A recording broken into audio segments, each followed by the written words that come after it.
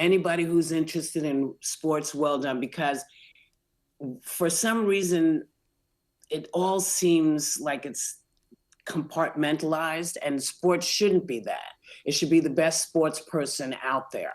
So I believe that diehard sports fans will get it and say, okay, let's see who's doing what. And because it's international, we're going to have access to watching things that we wouldn't normally see. I mean, I have no problems with ESPN and all those other groups, you know, but they don't really cover. They don't cover some of the things that people are playing out there. And I want to be responsible for bringing back roller derby. I want to be responsible for, opening our eyes to what's going on. And, I've gotten a lot older, I think, in the last little while, and I'm tired of waiting. So I figured out that if you want something, you kind of have to go and try to do it. So it took 16 years, but what the hey? Well, congratulations and well done for getting it up and running. You've only just started. I'm sure you have plans, and hopefully ambitious plans. Are there any properties out there that you think you really would like to, or maybe even need to acquire? I mean, I look at next year, for example, there are Cricket World Cups, Rugby World Cups for the women. There are the Euros, the football championships as well. You want them all? We want it all. We want it all. And the great thing is, because we're not just American based, we can go after things that aren't being shown. That's what I'm hoping for. I'm hoping to be the place where, you're going to see not just women's sports, but anything having to do with women in sports, whether it's who created the sports bra and why. I want to go into all the documentaries that are out there that that get lost amongst so many documentaries. I want to point out all the things that I know are there that we don't know about. And you're going to be broadcast into parts of the world where women really do need a lift, where they really do need to be inspired and see people who look like them succeeding. I mean, do you see that a venture like this really could make a significant impact on people's lives and their vision for the future? I hope so. That's my hope. I hope so. Listen,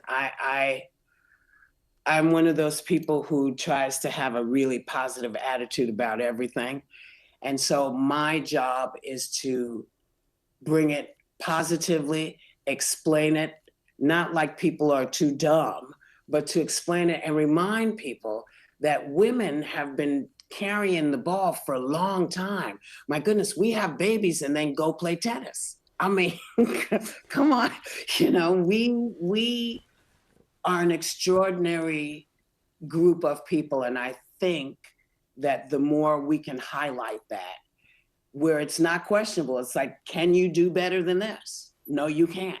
So why not celebrate it? Because it's making you look good too. One of the things that we say at AWSN is, when she wins, we all win. It's one more win for us as a race of human beings. That is my altruistic belief. You've done a lot of good in the world, Whoopi, and you've achieved so much in your extraordinary career. Do you think that this project might just end up being the thing you're most proud of? What do you think?